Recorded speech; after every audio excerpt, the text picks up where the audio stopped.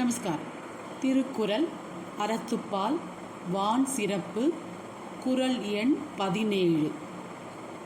நெடுங்கடலும் தன் நீர்மை குன்றும் தடிந்தெழிலி தான் நல்காதாகிவிடன் என்கிறார் திருவள்ளுவர்.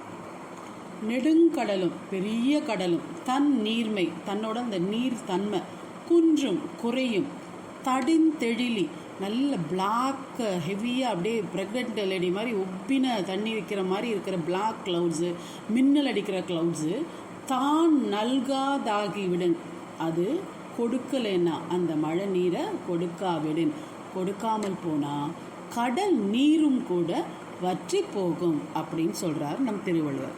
இதுக்கு ஒரு எக்ஸாம்பிள் பார்க்கலாம்.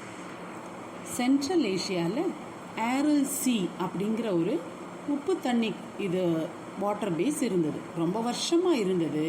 கொஞ்ச நாள்லேயே அது அப்படியே வற்றி போச்சு. அதுக்கு என்ன காரணம்? அங்கேருந்து வர்ற வாட்டர் பெல்ட்ஸில், ரிவர்ஸ்லேருந்து வர்ற, அதாவது நீரோடைகள் மூலமாக, அருவிகள் மூலமாக, ஆறுகள் மூலமாக வரக்கூடிய நீரை அவங்க விவசாயத்துக்கும் மற்ற இதுக்கும் அவங்க டைவர்ட் பண்ணிட்டாங்க. அப்போ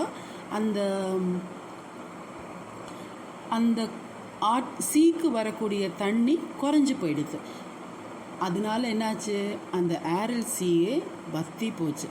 ஆனால் நமக்கு அந்த பிரச்சனை இல்லை. எப்படின்னு கேட்குறீங்களா?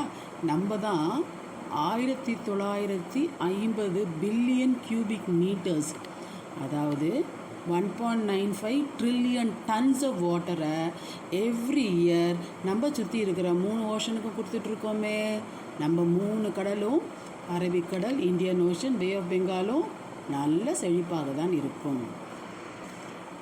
இவ்வளோ டன்ஸ் ஆஃப் வாட்டர் எங்கேருந்து தெரியுமா வருது? நம்மளுடைய கங்கை, பிரம்மபுத்திரா, கோதாவரி, கிருஷ்ணா, இன்னும் மற்ற பல ஆறுகளோட சேர்க்கை தான் நம்மளோட எவ்ரி இயர் கடலில் போய் கலக்குது.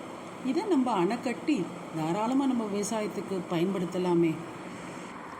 யோசிப்போம். நன்றி. தேங்க்யூ.